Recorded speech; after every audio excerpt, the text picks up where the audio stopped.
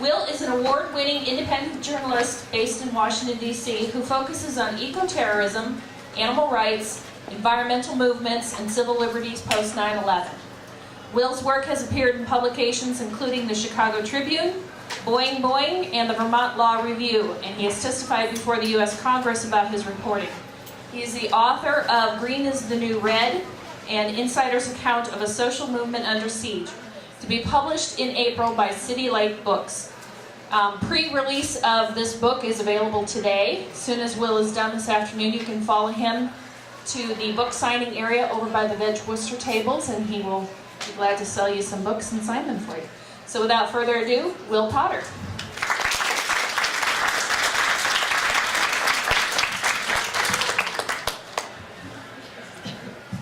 Thank you all for coming. I know you've had a very rough day eating all this food here, and now you can digest a little bit. Everybody hear me on the mic? Oh, thanks. So thank everybody for coming. I hope it's okay standing right here. I wanted to make sure I advanced the slides on the laptop the right way. So apologies if I'm looking at the back of my head. So I want to talk about how the animal rights and environmental movements have become what the FBI calls the #1 domestic terrorism threat. And they often use that in a rhetorical sense. It's not there's a specific listing of terrorism threats, but they say that before Congress and in the media and in the courts, and it's to drive home the point that these movements are the top national security priority domestically for Department of Homeland Security and FBI. Now, before I get into that, I wanted to say really briefly what these movements are. And I'm sure in this crowd knows the animal rights and environmental movements have a lot of different components. There are people that leaflet and write letters. There are people that work for nonprofits and lobby, people that do media stunts, and then there are people that do things like break windows or illegal actions in the middle of the night, like releasing animals from laboratories or fur farms. And all of that is being labeled as terrorism by corporations and the politicians who represent them. So before we move forward, I wanted to try to come to a shared understanding of what we're talking about when we use that word. Now, there's no one definition of terrorism that's used by any state or federal government or national government. It varies between countries, it varies between law enforcement agencies. So what I tried to do in the book and in my research is identify what I think are 3 shared characteristics across all these definitions. And the first one, really briefly, is that it's associated with violence, and violence by non-state agents. And what I mean by that, in this very key component of this term, is that it's not violence by the government or by people in power. It's by violence by people against those in power. So in other words, if someone lets off a bomb in an open-air market that kills dozens of civilians, and that's part of a guerrilla organization, that would be labeled terrorism. But if a U.S. airplane drops the same bomb on an open-air market that kills the same amount of people, that's generally considered foreign policy. The second component, I would say, is that it's intended to instill fear. And that's a fear that goes far beyond the actual people that were targeted. So it's not just about the people that were shopping for groceries in that market. It's about everyone who's paying attention. Similarly, with September 11th, it wasn't just about the people that were in those Twin Towers. Because if you were all like me and my friends and my family, we were immediately wondering, well, what about so-and-so? What if he was in the office that day? What if our aunt didn't call out sick to work? That kind of fear can be much more powerful than actually targeting specific people. And the intention is that fear, as part of a sustained campaign, can change government policy and destabilize political institutions. So of course, there's a fourth point that I lied about, and that everybody lies about when they're talking about terrorism. And it's always there, but it's never spoken. And that's that terrorism is always associated and is done by people with political ideologies with which we disagree. So to put it another way, the famous John F. Kennedy quote, one person's terrorist and another one's freedom fighter.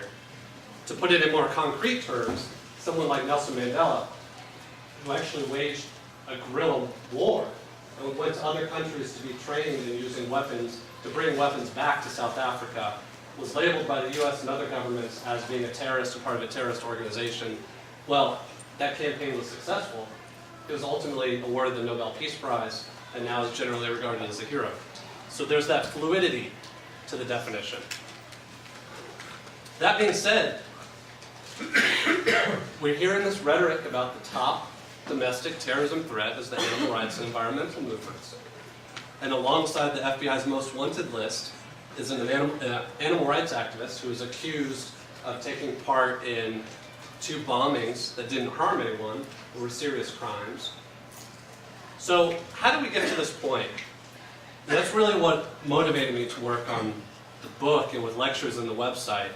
How did we get to the point where people who have never actually harmed a human being, even at the most extreme in both of these movements, are being labeled the top terrorism threat?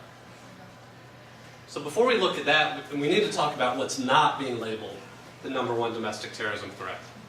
So that includes people like Joe Stacks, who flew a plane into the IRS building in Austin, Texas, my hometown, for political reasons, endangered people's lives and harmed human beings. But the government, both in the courts and in the media, didn't label that terrorism.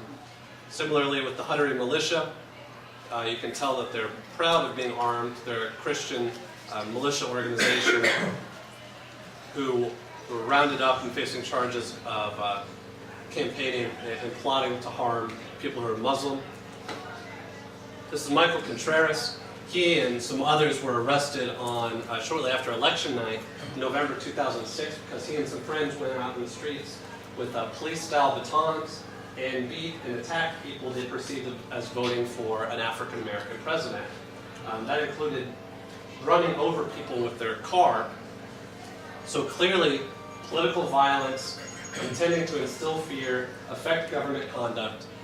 FBI put out press releases. They were facing just a couple years in prison and were not labeled terrorism, of course. And the rhetoric of the Tea Party has become increasingly violent. I don't point this out to say this kind of placard or sign is an example of a terrorist threat, because I think outrageous speech needs to be tolerated in a democracy. But at the same protest as things like this, Tea Partiers, I guess that's what you call them, have been carrying assault rifles at presidential rallies. Things that the animal rights and environmental movements have never done and would never be able to get away with. Now, I know it's a little bit small, but I think this puts it in quite striking terms. A chart from a couple years ago by the National Abortion Federation listing the number of murders, attempted murders, bombings, arsons, anthrax threats, assault and battery, kidnapping, stalking. According to the Department of Homeland Security, with the document that was released a couple years ago and exposed by congressional reporting, DHS actually doesn't list right-wing groups on its list of national security threats. Along the same lines, I went through all the FBI reports long before September 11th to the present about terrorism. And the FBI also, on their chronologies of terrorist attacks, doesn't list any of these incidents of violence. And it gets even more absurd, because someone like Timothy McVeigh, who was partly responsible for the most dangerous and destructive act of terrorism on U.S. soil, the Oklahoma City bombing, according to James Powers, who was the former head of Homeland Security in Pennsylvania, Tim McVeigh is not a terrorist, just very angry with the U.S. government. Whether a person is a terrorist or a criminal is irrelevant to me. It's actually not true, because Mr. Powers was later exposed as hiring a counterterrorism firm that spied on environmental activists in Pennsylvania, including people who went to a film screening of a movie, Gaslands, about gas fracking. So spying on these activists, and also Pennsylvania has an eco-terrorism law on the books, but by the same token, Mr. Powers doesn't consider somebody like that a terrorist. So what is the #1 domestic terrorism threat? It's people like this, with underground groups like the Animal Liberation Front, who have done things like break into laboratories and fur farms and steal animals. People like Earth First. This is part of a Earth First road show a while back. People were speaking about logging of old-growth forests and on public lands. At the end of it, they overturned their van and some of them locked down to it to block logging roads non-violently, to stop the destruction of the forest. The Sea Shepherd Conservation Society, which now has its own reality show on TV, and does things like steer small inflatable boats between whales and the whalers' harpoons, have been labeled a terrorist organization, both domestically and internationally, as WikiLeaks exposed. This is, at the most extreme end of things, what these movements have been responsible for. Crimes by groups like the Earth Liberation Front, in this case setting fire to Vail Ski Resort, caused millions of dollars in damage. The groups responsible said it was to stop the expansion of Vail into the last known habitat of an endangered lynx. This is a group of activists that became known as the Shack 7. The group ran a controversial website targeting an animal testing lab called Huntington Life Sciences that had been exposed 5 times through undercover investigations, through things like being videotaped, beating beagle puppies in the face, dissecting on live animals, and a lot of other animal welfare violations. It became an international campaign. Shack didn't do anything like set buildings on fire or take animals out of labs, but on their website, they articulated their philosophical support for it, and they did it in pretty snotty ways sometimes. So if animals were taken out of Huntington labs, they didn't say, oh no, we condemn these terrorists, they applauded it. In addition to that, they listed personal information about executives on their website so people could have home demonstrations and also write them letters. It all went up on the website. In a very long story short, they were convicted of, in part, conspiring to commit animal enterprise terrorism, sentenced to between 1 and 6 years in prison, and all but one of them have been released right now. Finally, there are a group of activists in California that engaged in a campaign of protest and were arrested on animal enterprise terrorism charges. And their course of conduct, according to the government, included things like chalking slogans on the sidewalk, using children's sidewalk chalk, not spray paint, but chalk. Slogans like "animal abuser lives here." They also protested, sometimes with bandanas over their faces. And I found that a lot in my work, that as people learn about the FBI's surveillance and corporate surveillance, they're not going to stop protesting, but some people don't want to have their photo taken, so they wear bandanas. In addition to that, chanting slogans and creating flyers that had executives and researchers' personal information on it. They were arrested, were facing years in prison, in what's unfortunately a rare victory in these cases. The case was thrown out, and they haven't been re-indicted. But the reason I bring this up is because it was actually the first use of a new law that I'm going to talk about in a moment. So how do we get to this point?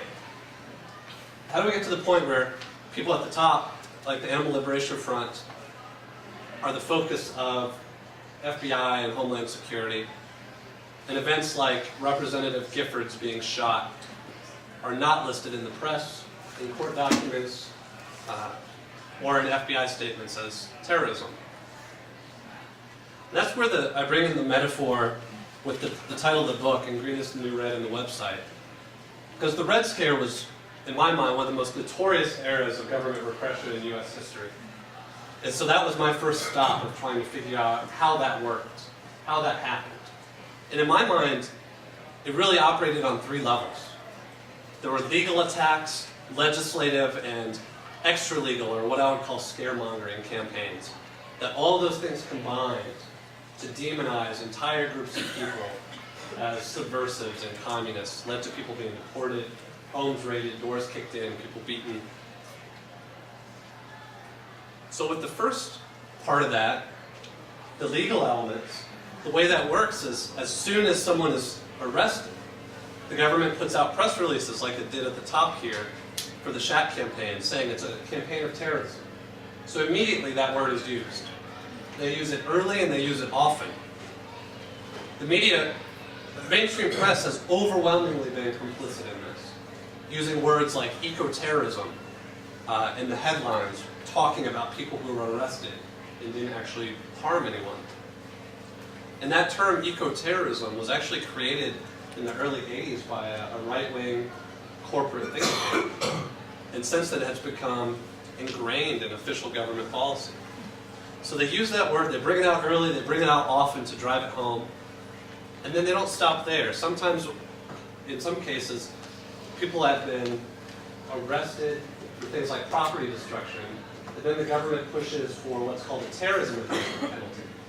So it's this constant push to expand and use the courts to push the boundaries of how far we can go, how much can be labeled terrorism. At the same time, these corporations and industry groups are pushing for new laws that go even further. The Animal Enterprise Terrorism Act was passed in 2006, and these are some of the people that helped rush it through Congress. The National Cattlemen's Beef Association, Covance, Pfizer, Wyeth, GlaxoSmithKline, Society of Toxicology, Center for Consumer Freedom. I mean, all your, I'm sure, this crowd's favorite people in the world. And they've been campaigning for this new law for a very long time, since the 80s and into the 90s.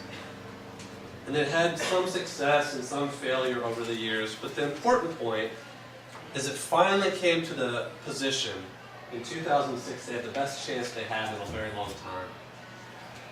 But then Democrats took control in the November elections.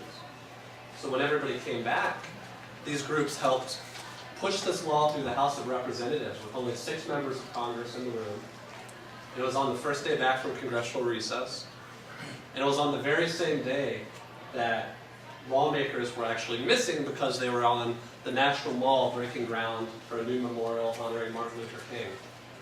So the very same day that a radical and an extremist like Dr. King, who broke the law to push his political agenda, was being honored, historically, the same tactics were part of an umbrella piece of legislation being labeled terrorism. And it was passed through a really obscure procedure that was also used that week to honor the St. Louis Cardinals for winning the World Series. So that's kind of what we're up against at these maneuvers. Well, what I found in my research is that there are also dozens of state laws on the books that a lot of people don't know about. Since the 80s, corporations and industry groups have been campaigning to get eco-terrorism legislation. I call them designer laws to protect their own political interests and corporate interests. And I thought I was going to be real clever here and do this color-coded map, and it's all blue. It's all blue because there are 38, 39 states that have laws on the books that in some way target animal rights and environmentalists for specific crimes and singles them out. A lot of these have been promoted by a group called the American Legislative Exchange Council. And it's a corporate front group. And what they do, and not to dump way too much information on you, but I think you all need to really know about this group, is that these corporations pay to have a seat at the table with this group, ALEC. And ALEC has conferences with state lawmakers from around the country. And they fly them all in, they give them all these perks, take them to Broadway shows, they have skeet shooting afternoons sponsored by the NRA, they pay for meals at fancy restaurants, all off the books. You know, state laws are very lax in reporting junkets like this. The corporations, in exchange for all that, depending on how much money they donate to ALEC, they get a seat at the table and they get to help design new legislation. So a lot of the corporations you saw up there before helped design a model eco-terrorism bill. And what's really pretty nefarious about this is these lawmakers then take these model bills home, introduce them. It's happened in at least 16 states. Most recently in Washington State, Pennsylvania already has one on the books. And then when people introduce it, their colleagues don't know. You know, I can say, oh, well, I have this eco-terrorism law we need to get passed because these people are such a threat, they're hurting our economy, they're really dangerous criminals. None of you all know that actually I was just at this conference and all my meals, everything were paid for this group, and this legislation was drafted literally by corporations. Another thing I wanted to say about that real quick is that even if this model bill isn't passed, and it's pretty extreme, I mean, it goes so far as to say anyone who speaks out on behalf of underground groups is a terrorist. It hasn't been passed, but it's not the point. With laws like this, it's meant to constantly advance the political agenda. So for instance, now there are all these laws with variations, states with variations of this on the books. Now there's the next wave of them coming in. On the website, argusnewred.com, they've been writing a lot about Iowa, Florida, Minnesota, 3 states that have legislation pending that specifically targets anyone who conducts undercover investigations of what happens in factory farms. So going after anyone who tries to expose what these operations are actually doing, penalizing them with stiff sentences, and also trying to make people afraid of doing that to begin with. Does everybody know about the Tim DeChristopher case? Some people? Tim is an activist in Utah. In Utah, they were having an oil and gas lease auction, which was a total sham, and the courts later agreed. But what it did, it was auctioning off public lands to corporations for oil and gas leases and drilling and mining. So Tim went into this, and according to him, he had no intention of actually doing anything at the event, but he sat there and watched this spectacle unfold and decided to raise his bidder paddle, and he was bidder 70. And so he kept raising his paddle to up the auction. He increased the price for these corporations by millions of dollars. And shortly after that happened, Representative Mike Knoll from Utah said, "Stopping a legal oil lease is no different than burning down a man's cattle operation. DeChristopher took millions of dollars away from us, and he's laughing at us. It's not right. It's not fair." Well, DeChristopher was indicted and convicted of violating and manipulating that auction. He now faces 10 years in prison. And also, Mike Knoll used this as an opportunity to introduce eco-terrorism legislation in Utah. The third component I wanted to talk about was outside of the law, outside of new legislation. And that often takes the form of corporations taking out full-page ads. This one was in the New York Times, the Washington Post, USA Today. All the top and most expensive media markets in the country. Ad buys could range between $40,000 and $75,000 for a full-page ad. They did it anonymously, and they did it just before that group I mentioned, the Shack 7, were sentenced to prison. So clearly intended to influence public opinion before that court date. This one is arguing that those animal rights activists are terrorists and that they held Wall Street hostage because they were so effective in their campaigning that they got a Huntington Life Sciences delisted from the stock exchange. As you can see here, their stock photos weren't that great because they have an animal rights activist in a leather jacket. But they're doing the best they can. This is an ad that appeared in Roll Call It and The Hill, which are 2 policy wall publications in DC. Actually, right when I was testifying before Congress against the Animal Enterprise Terrorism Act, a lot of people in the audience had these ads in their paper. It's the same thing, a photoshopped image implying that unless lawmakers vote in favor of this bill, that their home will be next. These have shown up in protests around the country. The activists got rid of their leather jackets, but now they got axes and bolt cutters and scarier masks. And a big part of this scaremongering isn't just the general public, it's by animal experimenters and corporations within their communities, for lack of a better word. So at conferences like this biotechnology conference, a group called National Association for Biomedical Research gave out these flyers to everyone, warning them that they need to be prepared for attacks by animal rights terrorists.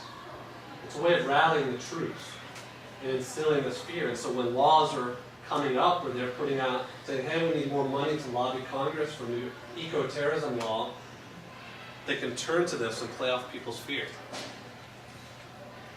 And it's gone to absurd levels. This is one of my favorites. It was a children's movie called Hoot, based on a really popular kids book. And like a lot of kids' books and movies involve saving animals, because kids like animals. And this one involved a group of teenagers stopping bulldozers and tipping over porta potties to stop developers from hurting owls. Groups like the Center for Consumer Freedom, and also the man who invented the term eco-terrorism, Ron Arnold, put out press releases saying that this is promoting softcore eco-terrorism for kids. And it actually was picked up by major media outlets like the Houston Chronicle. Same thing goes for Charlotte's Web, which was a couple years ago made into a movie. The Center for Consumer Freedom, again, started that PR operation and said that parents need to be on the lookout, because if they take their kids to see this, their children might want to end up being a vegetarian. And it hasn't stopped there. This is another full-page ad in the New York Times, and they're using this kind of 6 degrees of Kevin Bacon logic to go from executive from the Humane Society speaking at a holiday party.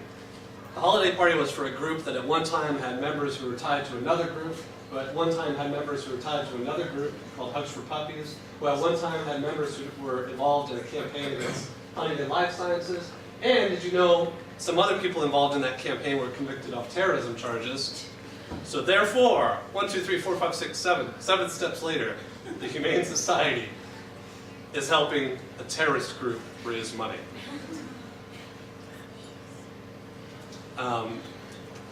And you really can't get better than this one. This is from a publication by the National Rifle Association.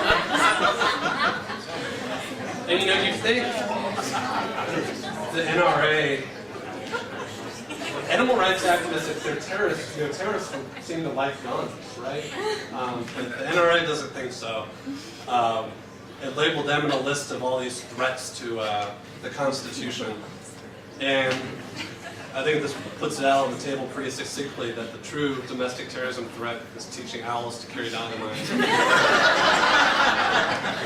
Teaching lobsters to crawl on land. And women do not shave their legs. So no matter how absurd some of these campaigns have been, it's worked its way up into the top levels of government. And that's what's really disturbing about all this. Is, for instance, the USDA sent out a survey to animal experimentation facilities, asked them in part, have you been targeted by domestic terrorists? Now, it's not that surprising to see groups like the Earth Liberation Front or Animal Liberation Front, because that rhetoric's been going on for quite a long time, and they've actually broken the law and released animals from labs and things like that. It also lists People for the Ethical Treatment of Animals, the Animal Defense League, and other formal hate groups. And all of them are animal rights and environmental groups. Similarly, the Department of Homeland Security a couple of years ago sent out this warning to law enforcement agencies around the country. And in that, they didn't warn about physical violence, and in fact, the word violence was never used once in this 6 or 7 page memo. But they warned police that a primary objective of animal rights and environmental extremists is to attack corporations and use non-invasive tactics such as organizing protests and flyer distribution. They also seek to raise the cost of doing business by low-technology acts of vandalism such as graffiti, sending continuous faxes in order to drain the ink supply, inundating computers with emails, and tying up company phone lines. And no matter how absurd some of these law enforcement memos seem, I actually have stacks of them that I worked through for the book. It's quite common. So what are the consequences of this? Here's a Marine training operation in Cherry Point, which is one of the, I think it's the largest air station in the country. Military use it before heading off to Afghanistan and Iraq, now Libya. But they are holding a drill to prepare for crisis scenarios. And their crisis scenario involved environmentalists with assault rifles murdering people. That also happened at the Department of Homeland Security's largest training operation nationally called Urban Shield, couple years ago, their training operation involved animal rights activists. They've never done anything like this. So when scarce national security resources are being spent training for things like this, it's not being spent training on actual threats and actual things that could threaten people's lives. So it's this waste of government resources that really is putting all of us at risk. And the consequences for people who are convicted of these charges are quite extreme. The prison sentences range fairly radically, but keep in mind, they're labeled terrorists as soon as they're arrested, before they set foot in the courtroom, throughout the legal process, during sentencing, and then afterwards as they head into prison. This was a document that Daniel McGowan received. He was convicted of crimes in the name of the Earth Liberation Front. And he's ended up in a secretive prison unit called a Communications Management Unit. And very briefly, what a CMU is, there's 2 of them in the country. The government won't explain how people get there, how they can appeal, why they're there. And the people that are housed there have their communications radically restricted to levels that meet or exceed the most restricted facilities in the country, including the Supermax, ADX Florence. For instance, Daniel and all the other prisoners aren't allowed to have any physical contact with their wives and their children.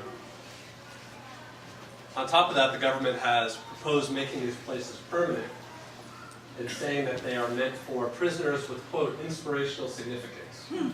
And in my opinion, that's a euphemism for political prisoners. What's really important to note is that at least 60 to 75% of the prisoners there are Muslim. So these are discriminatory not just on race and political beliefs. They've brought in people like Daniel McGowan and Andy Stepanian, who the guards refer to as balancers, because some lawsuits are pending right now that these are discriminatory prison units. So they brought in some white people that they refer to as balancers. All of these people there, the animal rights environmental activists, the Muslims that are there, they're not being charged with anything most people would consider terrorism. Another example of someone there is Dr. Rafiel Dafir, who was convicted of violating the economic sanctions on Iraq by sending medical supplies to the children of Iraq who are suffering horribly under the U.S. imposed sanctions. And there are a lot of stories like that.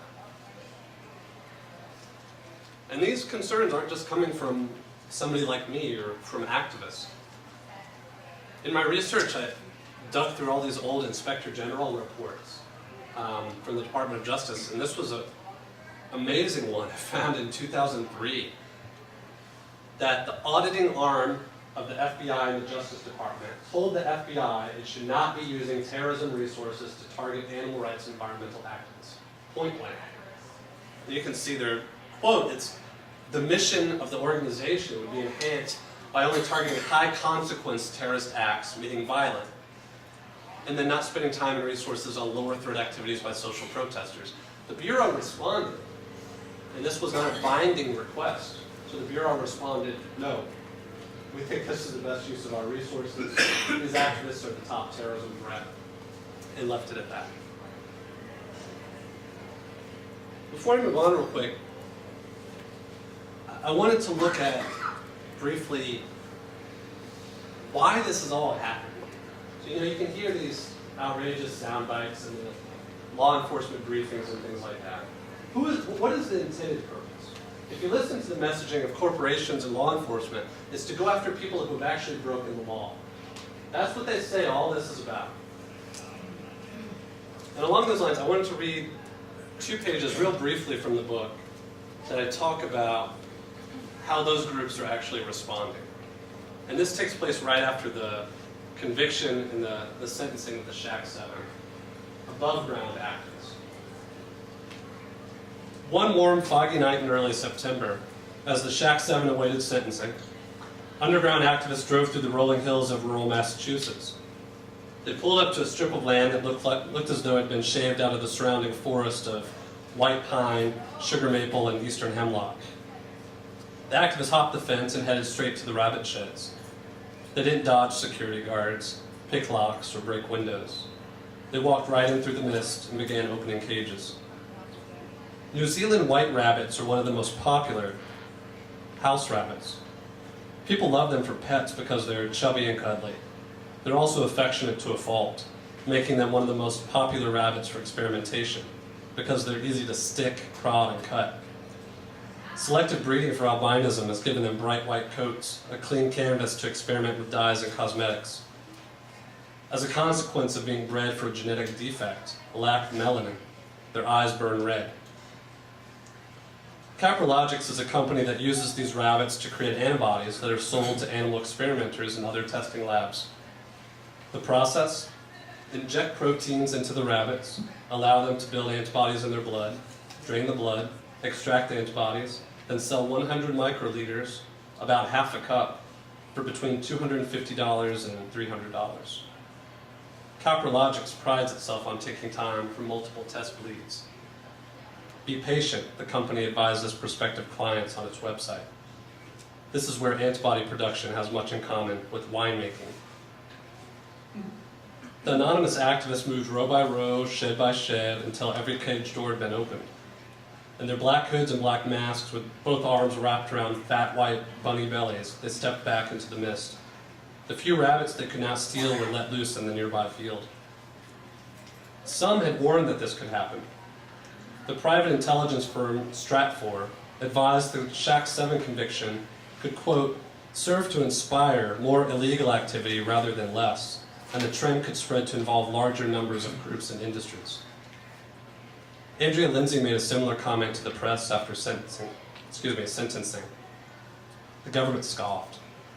That's the kind of twisted logic we've been dealing with from these militant animal rights followers, who can rationalize their behavior, inspire others to do likewise, and refuse to take responsibility for their actions, said Michael Druniak, the government spokesman. It's just unbelievable that they can view harsh prison sentences this way. 1 week after the Shack 7 sentencing, an anonymous communique is released. It includes photographs, which activists say were taken by Caprologics, of a rabbit with its head in a restraining device, a rabbit with chunks of fur shaved off and raw skin exposed, and lab technicians bleeding a rabbit's ears. 23 rabbits were removed from Caprologics and placed in new homes that night. 6 have been named Jake, Lauren, Kevin, Andy, Josh, and Darius, after the defendants. The government and the industries it represents hate us so much because no matter who they surveil, raid, defame, or imprison, they cannot kill the idea and they cannot stop us, the communique says. And while the Shack 7 will soon go to jail for simply speaking out on behalf of animals, those of us who have done all the nasty stuff talked about in the courts and in the media will still be free. So to those who still work with HLS and to all who abuse animals, we're coming for you, motherfuckers. So all this legislation in these court cases, it hasn't stopped underground activists. According to industry groups, and also according to the press offices for these underground groups, it hasn't had much of an impact. I would argue, though, that that's not the point. The point isn't to go after the handful of people that have been engaged in criminal activity, like releasing animals from Caprologics. I would argue the point, especially of this new legislation, is to make people afraid. That's, in my mind, the biggest parallel between now and what happened during the Red Scare. The most powerful tool that Joseph McCarthy and everyone else had in that era and also now is to instill fear in everybody who's paying attention. The takeaway message from all of this for you all today is not that, oh, I need to be careful what I'm doing, I might be rounded up as a terrorist. It's not to go consult with attorneys and worry that you're on the FBI list.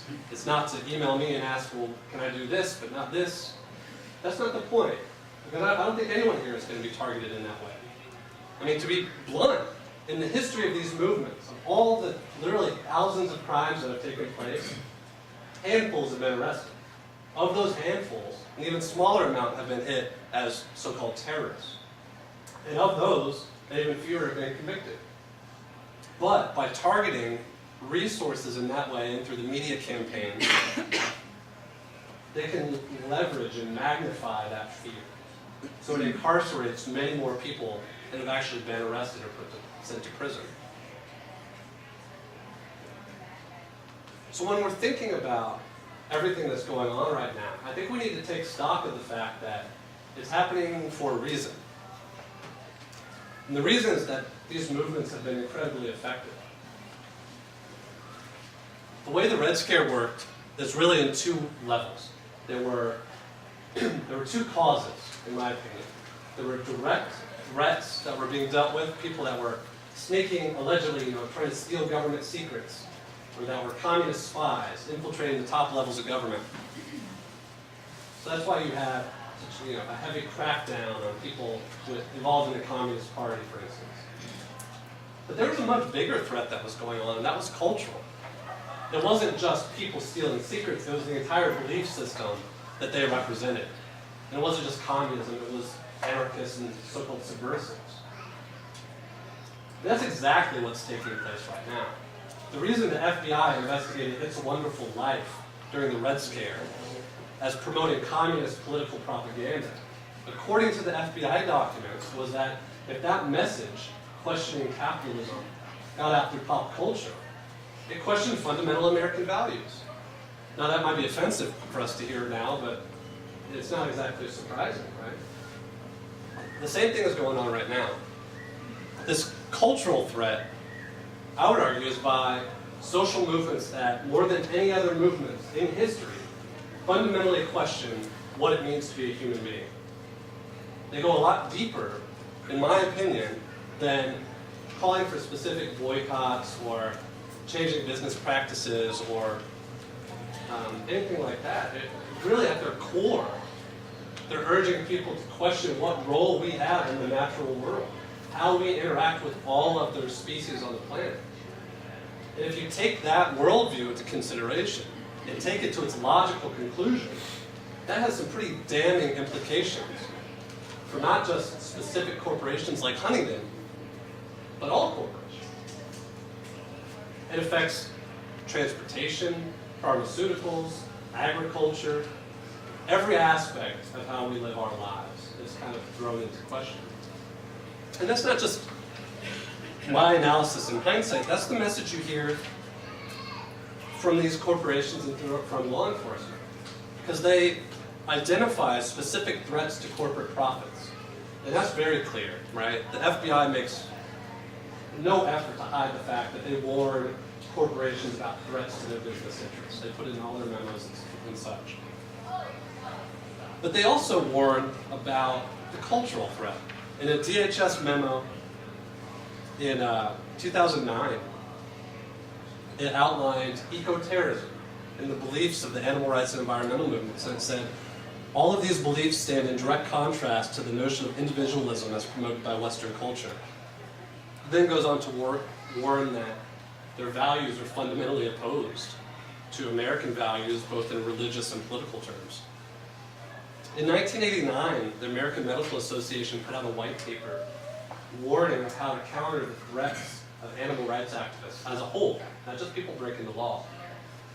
And they advised framing the issue in terms of activists motivated by an anti-science and anti-technology philosophy. So that helps explain how people like the CEO of Yum Foods, which is the parent company of KFC, testified before Congress that KFC was under attack by corporate terrorists like PETA. And George Nethercutt, a U.S. representative, said national environmental groups need to know you're either with us or against us. You need to choose which side you're on and know we will be watching. Financing and harboring terrorists is no different than directly committing the acts. These dangerous and misguided zealots must be left without aid or comfort. This is the moral framework. So if there's one message I wanted to leave with you all today, it's this: that these attacks are taking place for a reason. The groups you're involved with have been effective in changing how corporations are doing business, and this is a representation of that. I think when people are looking at how we respond to this right now, the reason I give presentations like this isn't to make people more afraid, or isn't to make you think, oh, I got to rethink everything I'm doing. I think this is empowering. I think being able to laugh at some of it, being able to see these documents in their very blunt and stark terms, helps us come to terms with what exactly is going on. You know, it's not some nefarious, black helicopter conspiracy theory. This is a coordinated campaign. And it's a coordinated campaign in the same way that these campaigns have been waged for 100 years. Just because people responded in a certain way to what happened during the Red Scare doesn't mean we have to respond the same way to what's going on now. There's nothing inevitable about this. So in that spirit, I look forward to talking with you more all at the table. I know we're kind of short on time. Most importantly, thank you all for being present.